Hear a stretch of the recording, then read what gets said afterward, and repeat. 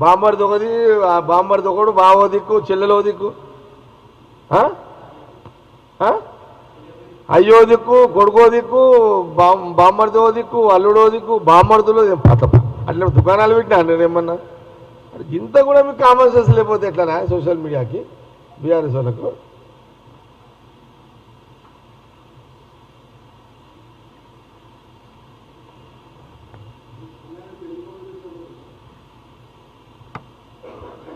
శ్రీనివాస్ రెడ్డి గారు వచ్చారు ఎప్పుడో. ముఖ్యమంత్రి రేవంత్ రెడ్డి గారు ఎన్ని ఇస్తాను తీసుకోపోతారు సంగారెడ్డికి అయితే. రాష్ట్రానికి అది ఇప్పుడు నేనేమంటున్నంటే, రాష్ట్రంలో నా నియోజకవర్గం ఒక నియోజకవర్గము. ఇప్పుడు నాకు నేను చెప్తే ముఖ్యమంత్రి కాదన్నాడు, మంత్రులు కాదన్నారు, ఫండ్స్ ఇస్తారు. వాళ్ళ ఫండ్స్ వాళ్ళు తీసుకోపోతారు, నాకు కూడా ఇస్తారు. కాబట్టి నేను ఏదో నేను ఓడిపోయినా కదా ఇట్లా కూర్చోను కదా. నేను ప్యూర్ పొలిటీషియన్. నేను గెలిస్తే చేయాలి, ఓడిపోతే అట్లా ఉండదు నా దగ్గర. అసలు నాకు గెలుపు ఓటర్లకు అనే అసలు నాకు దగ్గరేంటి అంతే, దట్స్ ఆల్. కాబట్టి అది కథ. ఇంకేమన్నా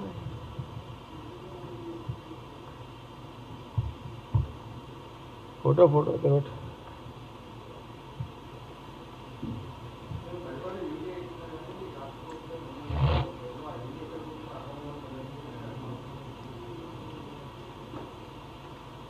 కిషన్ రెడ్డి గారు నేను చాలాసార్లు చెప్పిన, ఆయన కూడా తెలంగాణ రాజకీయాల్లో కిషన్ రెడ్డి గారు చాలా మంచోడు, సౌమ్యుడు,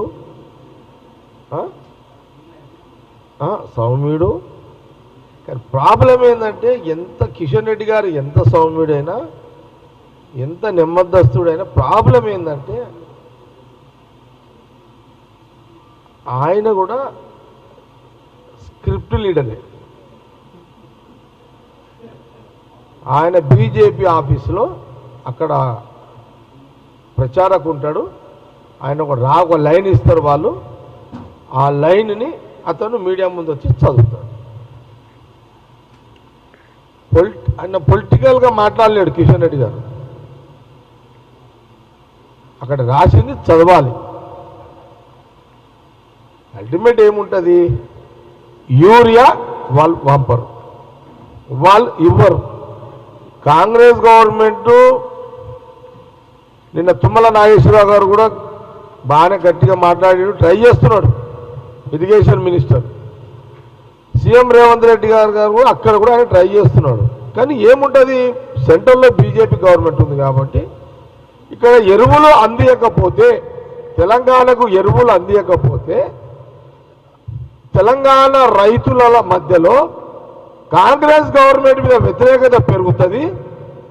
రాను రాను ఆ వ్యతిరేకతను బీజేపీ పార్టీ తెలంగాణలో వాళ్ళు ఓన్ చేసుకోవడానికి ఈ ఎరువులను అడ్డం పెట్టుకొని ఆడుతున్న రాజకీయ ఆట. తెలంగాణ రైతులారా మీరు కూడా గమనించండి, ఈ ఎరువులు అనేది వాళ్ళకి సంబంధం లేకపోయి ఉంటే 22,000 కోట్లు రైతులకు రుణమాఫీ చేసిండు. అటో ఇటో మొన్న 9,000 కోట్లు రైతు బంధు ఇచ్చిండు. 1,000 కోట్లతోటి మహిళలకు ఉచిత బస్సు ప్రయాణం ఇస్తున్నాడు.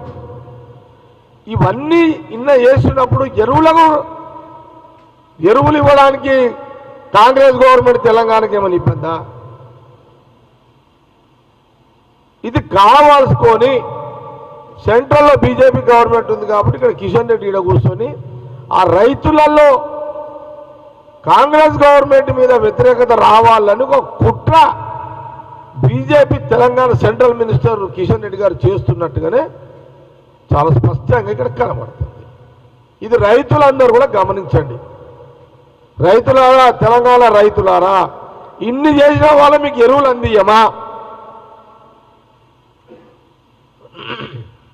మీరిచ్చిన ఈ ప్రభుత్వానికి తెలంగాణ రైతులు, తెలంగాణ ప్రజలు రాహుల్ గాంధీ గారి నాయకత్వంలో ఈరోజు మీరు ఇచ్చిన ఈ గవర్నమెంట్ని రైతులకు, ప్రజలకే కదా ఇన్ని పథకాలు అమలు చేసుకుంటూ వస్తున్న క్రమంలో మరి మాకు ఎరువులు ఇవ్వడానికి ఒక పెద్ద సమస్యలా? కానీ అది డైరెక్ట్గా మనకు లేదు.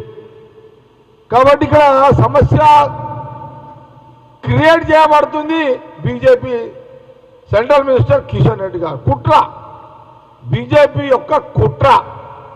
ఈ కుట్ర ఏంటంటే రైతులకు, తెలంగాణ రైతులకు ఎరువులు అందొద్దు, కాంగ్రెస్ గవర్నమెంట్ బదలాం కావాలి. దీనిని సోషల్ మీడియాలో పదే పదే మాట్లాడిస్తూ బదలాం చేసే కార్యక్రమం చేస్తారు. ఇది కూడా తెలంగాణ రైతులు కాంగ్రెస్ పార్టీ మీద, కాంగ్రెస్ గవర్నమెంట్ మీద కోపం తెచ్చుకోకండి. మా సీఎం గారు, మా మినిస్టర్ రేవంత్ రెడ్డి గారు, ఇట్లా తుమ్మల నాగేశ్వరరావు గారు ట్రై చేస్తున్నారు. దయచేసి బీజేపీ ట్రాప్లో పడకండి.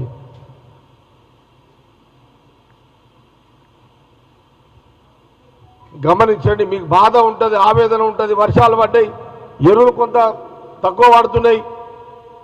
కానీ ఇప్పుడు అది సెంట్రల్లో అదే కాంగ్రెస్ గవర్నమెంట్, రాహుల్ గాంధీ గారు ప్రధానమంత్రి ఉంటే మాకు ఈ సమస్య వచ్చేది కాదు.